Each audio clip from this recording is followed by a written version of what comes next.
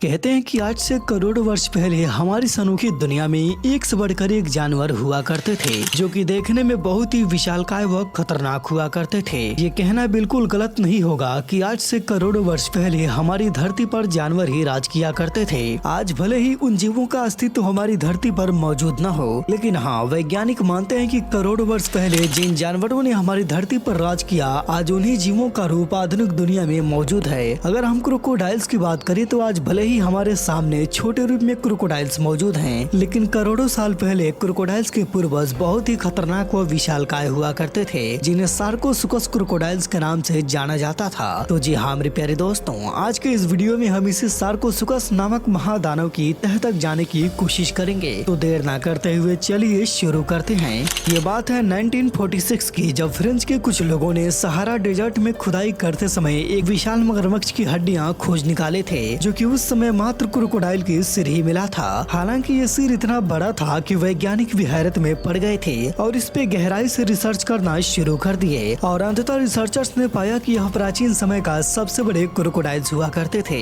जिसकी लंबाई करीब करीब 28 फीट के आसपास हो जाती थी। वहीं वैज्ञानिकों ने ये भी बताया कि ये महादानव करीब करीब 10 करोड़ वर्ष पहले पृथ्वी पर राज किया करते थे। हालांकि इसकी हड्डी को देखते हुए वैज्ञानिकों ने इसका नाम सार्कोसुकस क्रोकोडाइल रख दिया, जिन्हें कुछ लोग तो सुपर क्रोकोडाइल्स के नाम से भी जानते हैं। और इस तरह इस विशालकाय क्रोकोडाइल पे रिसर्च जारी रहता है और अंततः वो भी दिन आ ही गया कि सन 1964 में इस क्रोकोडाइल की एक और फॉसिल मिला, लेकिन इस बार इसकी शरीर की पूरी हड्डी मौजूद थी, जिसे देख शोधकर्ता एक बार फिर हैरत में पड़ गए, क्योंकि ये फॉसिल करीब करीब 40 फीट का था। और फिर वैज्ञानिकों ने अनुमान लगाया कि पिछला वाला फॉसिल हो सकता है कि वह छोटे बच्चे का हो। हालांकि गहराई से अध्ययन करने के बाद वैज्ञानिकों ने बताया कि विशाल आकार के होने वाले महादानव पूरे जीवन भर बढ़ते ही रहते थे। अगर कंपैरिजन के तौर पे सार्कोसुकस और आज के क्रोकोडाइल की तुलना करें तो हम पाएंगे कि आज के समय की सबसे बड़े क्रोकोडाइल्स की लंबाई करीब करीब 20 फीट है और उसका वजन 1300 किलोग्राम है। वहीं पे इनके पूर्वज सार्कोसुकस 40 फीट लंबा हो जाते थे, जिनका वजन 10 टन के आसपास हो जाता था। इन आंकड़ों को देखने के बाद ये तो साफ ही हो जाता है कि क्रोकोडाइल्स के पूर्वज निस्संदेह आज के क्रोकोडाइल के मुकाबले कई गुना विशालकाय व ताकतवर हुआ करते थे। जरा कल्पना कीजिए कि आज के क्रोकोडाइल पलक झपकते ही शिकार को चारों खाने चित कर देते हैं, तो इनके पूर्वज कितने खतरनाक होते होंगे।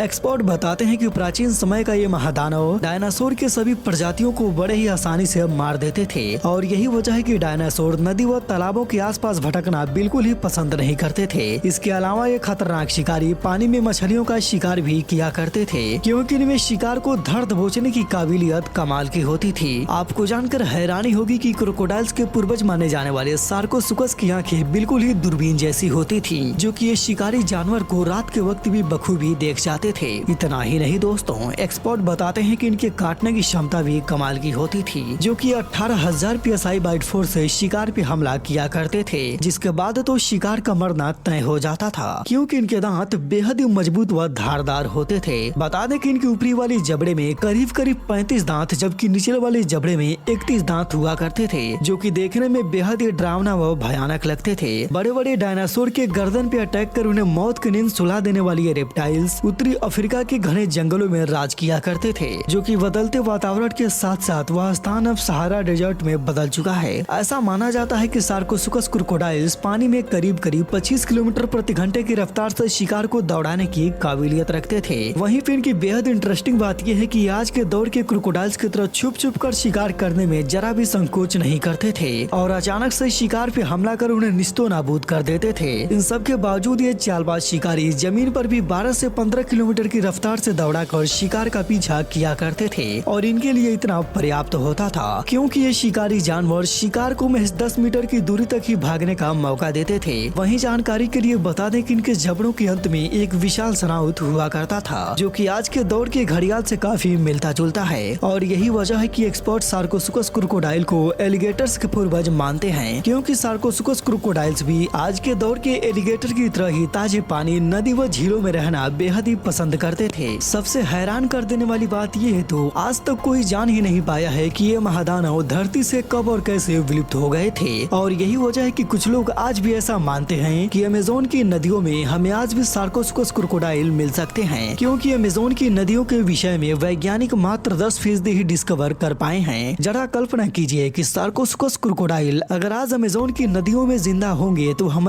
नेचर कैसा होता होगा। यकीनन ये खतरनाक शिकारी अपने बाहुबल के नोक पर सभी जीवों को अपनी पैरों तले रौंदते होंगे और मानव जीवन के लिए कितना खतरनाक साबित होंगे इसकी तो कल्पना भी बड़ा ही मुश्किल है। खैर इस बात की जानकारी किसी को नहीं है कि ये रेप्टाइल्स आज भी जिंदा है या नहीं, लेकिन वहीं पे बताते चले कि कांगो में एक गांव मौजूद है जो कि घने जंगल के काफी करीब है और वहाँ के लोग ऐसा दावा करते हैं कि इस जंगल के अंदर मौजूद नदी में उन लोगों ने कई बार एक विशाल क्रोकोडाइल को देखा है जो कि आम क्रोकोडाइल्स के मुकाबले काफी बड़ा व खतरनाक है और वहाँ के लोगों ने इस क्रोकोडाइल का नाम महम्बा रख दिया है। और वे लोग ऐसा मानते हैं कि महम्बा करीब करीब 50 से 60 फीट लंबा है जो कि अब तक कई लोगों को मौत के घाट उतार चुका है। हालांकि इस बात में कितनी सच्चाई है ये तो किसी को नहीं पता। खैर आपको क्या लगता है प्लीज कमेंट बॉक्स में जरूर बताएं। और हाँ, अगर आप इस चैनल पे नए हैं तो प्लीज चैनल को सब्सक्राइब कर लें और साथ ही साथ बेल नोटिफिकेशन भी ऑन कर लें ताकि हमारी हर अपडेट्स आपको मिलती रहेंगी। तो खैर आज के लिए इतना ही, मिलते हैं अगले वीडियो में। वीडियो देखने के लिए तहे दिल से शुक्रिया।